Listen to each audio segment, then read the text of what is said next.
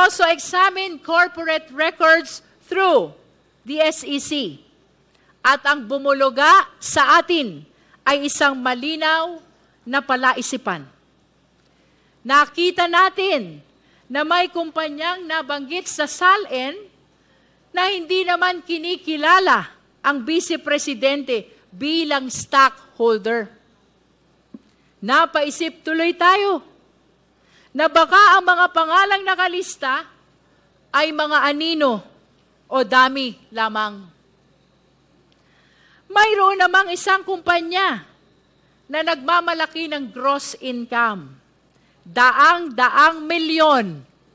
Ngunit ang profit margin ay tila nakapagtataka.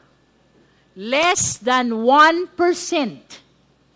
Habang ang ibang kumpanya naman ay wala talagang kita at puro net losses.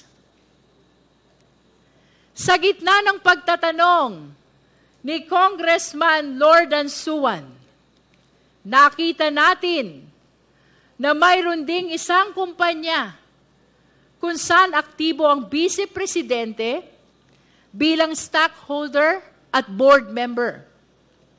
Kaya bumabalik ang tanong, maaari ba na maging aktibo sa negosyo ang isang nakaupong Vice Presidente?